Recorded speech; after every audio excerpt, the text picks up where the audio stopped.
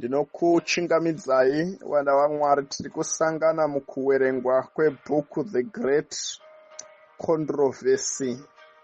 Ibhuku ine machapters 42. Saka pazvikamu zvino tichange tichiipa summary yebhuku 1 by 1 muchronology kana kuti muorder yawo. Book The Great Controversy yakanyorwa nemurandakadzi waMwari Ellen G. White.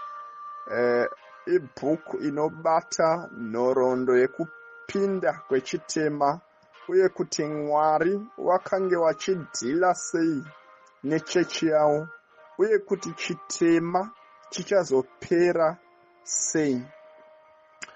Nhasi tiri pachapter 1 yaGreat Controversy. Chapter 1 inoti The Fall of Jerusalem, kudonha kweJerusarema. Saka pamasamari tichangosamaraiza main points. We hope kuti patinoita masamari aya imimi munenge mawerenga, kurudziranai kuwerenga muri mhuri, muri shamwari, maworkmates, pese kwamuri werengai bhuku iyi. Mwari watizarurire uye kuti patinoita masamari tinanga takungopika main points ataona muchidzidzo. Sekuziva kwedu tese mubhaibheri maive neguta rainzi guta reJerusarema. Iri iguta rakange rapiwa maJudha naMwari, rudzi rwewana waIsraeri, kuti waparidze uye kuti wachengetedze chokwadi chaMwari. PaJerusarema Mwari wakange waisa kana kuti warimisa as a way yekuti ndudzi dzese dzenyika dzikwanise kuona chokwadi chaMwari chichibva paJerusarema. Kuna Pisarema Mwari wakapika wachiti, paJerusarema ndo pachagara zita rangu. Izvi zvoburisa pachena kuti Mwari wakange wachida kuti vanhu wese wangoziva ruzivo rwaMwari ruchibva pasenda iyi. Guta reJerusarema rakange riine madziro kana kuti juraho ranga riri so thick zvekuti mamwe mandudzi aisakwanisa kupwanya achipindamo. Pakange paine gedhe guru resimbi rainzi the Eastern Gate, raida varume vane simba wakawanda kuti varivhure kana kurivhara. Naizvozvo ndudzi dzimwe dzaisakwanisa kuve neaccess yekupindamo nyore nyore. Haraivhurwa nekunze, raivhurwa nemukati. Muguta iri ndo makange muine gomo rainzi gomo reZion, apo pakange pakawakwa temberi yaMwari. Temberi munguva yaJesu yaidaidzwa kunzi the second temple, mushure mekunge temberi yekutanga yakange yawakwa namambo Solomon yakange yakaparadzwa panguva yakauya Nebukadnezar mambo weBhabhironi achiparadza Jerusarema. Saka mushure meBabylonian Exodus kana kuti kudzoka kwavo kubva kuBhabhironi, wakawaka zvakare temberi mumazuva aana Nehemiya. Zvinonzi vakuru wakange wararama 70 years vari muutapwa kuBhabhironi, wakadzoka mushure me70 years. Vanonzi wachiona the second temple iyi wakasvimha misodzi. Nemhaka yei? Nemhaka yekuti glory yakange isisina kufanana netemberi yekutanga. Pakudedicatwa kwesecond temple, moto wakange usina kuburuka uchibva kudenga kupisa chipiriso sepakutanga, uye kuti Shekina glory yakange isisimo mutemberi iyi. Asi kunyange zvakadaro, Mwari mumuromo wemuprofita Hagai wakange wataura kuti second temple yaizova neShekina glory iri far more excellent kudarika yekutanga. Zvichirevei? Zvichireva kuti second temple yaizoblesswa nepresence yaJesu, iye Mwari pachake. Mukudzidza second temple yakazorinovhetwa mumazuva amambo wainzi Herod, so inorukwa zvakanaka. Inonzi akaisa matombo ainzi mamarble nendarama gold. Vanomhangara vanoti marenzi ezuva rowira aiti kana achivhenekera pamatombo etemberi zvaiita samazaya echando pakati penyanza, zvekuti wega waitorwa moyo. Hapana munhu akange achitaura nezvakaipa pamusoro peJerusarema. Why? Because temberi yakanga iripo, it was one of the 7 wonders of the ancient world. Kureva kuti yakanga yarukwa nekugadzirwa zvine unyanzvi. Now Jesu mushure mekunge akupedzisa basa rake towards 3.5 years akuda kundoroverwa, rimwe zuva anokwira gomo reMiorivhi. Gomo reMiorivhi ranga riri opposite guta reJerusarema. Akagara mugomo reMiorivhi. Vadzidzi vake vanoti, Kristu, tarirai muone kunaka kwakaita temberi. Kristu anopa this famous statement, hakuna ibwe richaramba riri pamusoro perimwe ibwe. Zvinoburisa pachena kuti Kristu akange akutaura zvekuzoparadzwa kweJerusarema nekwetemberi. Kristu anosvimha misodzi yake inodonhera muvhu. Anoti iye, Jerusarema, Jerusarema, dai waiziva zvichakuwira, asi zvakawanzirwa meso ako, nokuti wavengi wako wakapulana kukugadzirira muchinjiziri, nekuti hauda kuziva nguva yokushanyirwa kwako. Chakakonzeresa kuti Kristu ataure mashoko ekuparadzwa kweJerusarema yaive mhaka yezviwi zvakange zvichiitwa nevanhu vakange wapiwa chokwadi chaMwari, asi wakange vari kuabhusa chokwadi ichi. Wakange vari vanhu vaikwanisa kududzira mutemo, asi wakange wasingararami zvaidiwa nemutemo.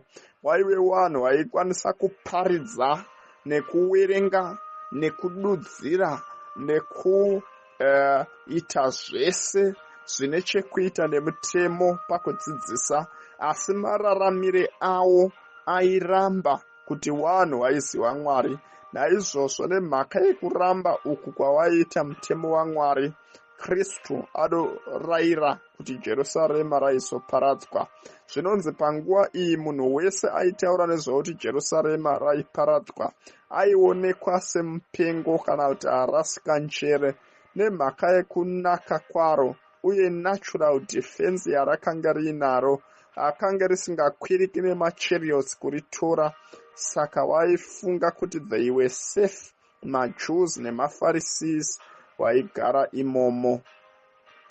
Now Kristu, chimwe chakakonzeresa kuti Kristu ataure nezvekuparadzwa kweJerusarema imhaka yekuti waigaramo wakange waita zvinhu 2. Chekutanga waiuraya maprofita aitumirwa kwavari kuti vazovabatsire mukunamatwa kwaMwari uye mukuvadhirekta kuchiedza. Number 2, wakange wauraya kunyange mwanakomana waMwari pachake, kureva Jesu. Uye Jesu wakamuuraya muna AD 31, uye kuti muna AD 34 wakange wauraya murume ainzi Stefano, one of the 7 deacons watinoona mubhuku yaActs. Mukuuraya Stephen wakaramba zvachose kuva rudzi rutsvene. Saka Mwari, Jesu achibva mutemberi umwe musi, anozoti, tarirai ndakusiyirai imba yenyu yavadongo. Now mugore raAD 70, General Titus of the Roman army anozotenderedza Jerusarema, anorikomba kuti ariparadze. Jesu akanga ambovaudza kuti rudzi urwu harungatongopfuuri zvese izvi zvisati zvaitika. Chinonzi rudzi muchirungu generation iperiod ye30 to 40 years. Saka kubva Jesu achitaura exactly 40 years later, mugore raAD 70, General Titus akakomberedza Jerusarema, arikomberedza Jerusarema, anoita zvinhu zvakange zvisati zvamboonekwa imomo, anorikomberedza. Mushure mekunge umwe muchinda amborikomberedza akazorisiya, makristu mazhinji akabuda, ende nhoroondo inomhangara kuti hakuna mukristu mumwe chete akafa mukuparadzwa kwejerusarema. So I was saying General Titus vanorikomberedza, vanokata masupply lines echikafu nemvura. Zvinonzi makaita hunger and starvation muguta rejerusarema. Vanomhangara vanoti vana vakatanga kunetsana nevanhu vakuru, vana vachitorera vana mbuya navana sekuru zvekudya pamiromo. Munyori wenhoroondo anonzi Josephus akotwa nemunyori pano kuti akamboudza maleaders emajudha kuti sarendai kumaromans, asi maleaders awa hawana kuteerera. Naizvozvo maroma vanotora vajudha vakawanda vachivarowera pamuchinjikwa. Nhoroondo yamhangara pano mubhuku kuti paKarivhari chaipo chaipo pakaroverwa Jesu pamuchinjikwa, pakaurayirwa majudha akawanda akaturikwa pamuchinjikwa zvekuti munhu aitadza kufamba freely nemhaka yekuroverwa uku. Zvinonzi pakafa mamillions of maJews achiurayiwa nemaroma. Asi mushure Jerusarema risati raparadzwa, pane maphenomenon akange achiitika ainongedzera kuti something is going to happen. Chekutanga zvinonzi pakati peusiku, imo mutemberi iyi, the second temple, ndiri kureva Jesu aenda kudenga kare, pakore ari pakati apa, panonzi paionekwa as a light rairowa. Manzwi ainzikwa kubva pasi peatare achiti, budai budai, depart depart from Jerusalem, Ichabod. Zvinonzi pakati peusiku pemamwe mazuva, iri zigedhi raidikanwa varume vakawanda kusimudza raionekwa rakavhurika rega, ponzikwa manzwi ari kuti budai muJerusarema. Zvinonzi maclouds, kureva makore kana zuva rowira, rinonzi rairowera pamakore, aipa mifananidzo yavarume vakagadzirira hondo, yamauto akavhomora mabakatwa ane minondo nemisewe. Zvega waingoona picture yehondo even pamaclouds. Zvinonzi pakabuka mumwe murume wandaona pandanga ndichiwerenga, wandatenda kuti aifanirwa ari mutumwa waMwari. Akange murume uyu unonzi airasika njere, aidaidzira siku nesikati achifamba mumastreets eJerusarema achiti, nhamo kumabvazuva, nhamo kumawirira, nhamo kuJerusarema, nhamo kutemberi, nhamo. Aidaidzira achiti kune hondo inouya, nhamo. Unonzi akaita izvi continuous for 7 years. Vanhu vemuJerusarema vakamusunga, vakati regai timusunge, but even ari mujeri unonzi aingovaudza nhamo. Unonzi murume uyu akazourayiwa pamwe chete pasage iyi. Now General Titus vari kuuraya vanhu, vari kupisa wese vakuru weRoma vachibatwa one by one, vachiurawa majudha achiroverwa pamuchinjikwa. Zvinozonzi one day akange aritaya zvake ari patende rake akarara, masoja echijudha anomuita ambush, then masoja echiroma anobuda vakatanga kufaita masoja aya echijudha. Vanonzi mukurwisana ikoko, temberi yakatanga kutungira. Munyori abva aisa pachena kuti Titus nayewo anga asingadiba kuti temberi iparadzwe. So anomhanya kuudza masoja ake kuti dzimai moto, but zvinonzi noise yehondo yakange iri huru kwazvo zvekuti inzwi rake harina unzikwa kana kurispektwa. Zvinozonzi Titus anozopinda mutemberi musoja anobatidza rambi, that is torch, ndo paanoona kuti aiwa temberi yakanga yakarukwa nendarama namatanda omusidhari uye kuti temberi yakanga yakanaka. Zvachidaro zvinonzi masoja echiroma akazoona kuti vakuda kutora mimwe midziyo ine value. Wakaona kuti moto wakange wabatira kunzvimbo tsvene-tsvene, wakange wakuuya munzvimbo tsvene. Zvinonzi maJudha mazhinji akawandisisa kwazvo akange awanda mutemberi, achiti pada mutemberi makange muri a place of safety. But little did they know, zvinonzi masoja eRoma akasimudza minondo akauraya wese wakange wakawanda mutemberi. Zvinonzi ropa ravo rakawerera semvura inowerera, semvura yeflood. Zvinonzi rimwe gedhe, rimwe dhoo rakavhurika nemhaka yekuwanda kwemvura yakanga iri kuwerera. I mean kweropa rakanga riri kuwerera semvura. Now iyi ndo summary yedu yechapter 1 yaGreat Controversy, the destruction of Jerusalem. Now zvinondidzidzisei semudzidzi weshoko raMwari. Izvondidzidzisa kuti kana Kristu akataura kuti Jerusarema richaparadzwa, iye this same Jesus ndiyo zvakare akataura kuti nyika ino ichaparadzwa. Mukati menguva idzi hapana kana munhu mumwe chete aifunga kuti Jerusarema raizoparadzwa, asi zvakaitika pachena rikaparadzwa. Nemhaka yei wakange waramba murayiro waMwari. Regai nditoto nyika ino vateereri inofanirwa kuparadzwa. Nemhaka yei vanhu vari kuramba murayiro waMwari vanogona pakuudzidzisa, asi mabasa avo anourambira. Corruption yazara all over. Kuputswa kwemurayiro waMwari kwazara. Chechi nenyika zvafanana. Hauchanatsi kuona kuti uyu munhu wechechi here, uyu ndewenyika here.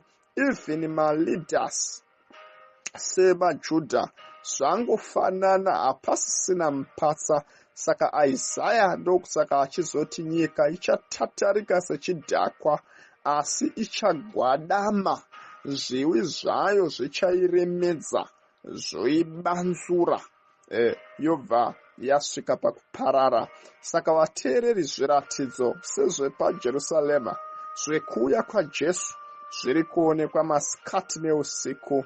Inda ndiri kunamatira kuti patiri kuona zviratidzo izvi, patiri kuwerenga, katizive kuti nyika ino one day iri kusvikira pakuguma. Zita ndinoitwa Elder Marezu wesangano reSeventh Day Adventist Church. Ngatisanganei mukuwerengwa kwaGreat Controversy pachapter 2. Rekai titsinzinye madziso tinamate. Baba wekudenga naKristu Jesu muponesi, tinokutendai nekuwerengwa kwebook The Great Controversy. Tinokutendai nesummary yechapter 1 yamatitendera kuti tiite. Iwaiwo nesu Mwari mutibetsere mukufamba kwekuwerengwa uku. Komboreraiwo mai avo nababa avo, mukomana uyo nemusikana uyo. Ndinonamatira uyu ari panhoo yerufu. Rufu rwamurindira, rwamuhwandira pamukova, kuti musasteineiwo Mwari panguva iyi chete yekuwerengwa kwebhuku yenyu. Mutenderei kuti azorore kana yapera, taakuziva madecision akanaka akaipa, taakuziva chimiro, uye kuti imimi zita renyu rigezwe richeneswe mupfungwa dzedu muhondo iyi. Tanamata muzita raJesu, amen. Wanoda kutibata, wanoda kupinda mumaboka atinoisa zvidzidzo izvi, wanoda kutisapota financially mukufambiswa kwebasa rekutumira zvidzidzo mumaboka akasiyana-siyana, kunyangwe vane mibvunzo about anything chide chekuita neshoko raMwari, mondibata panhamba idzi 078 008 5616. God bless you.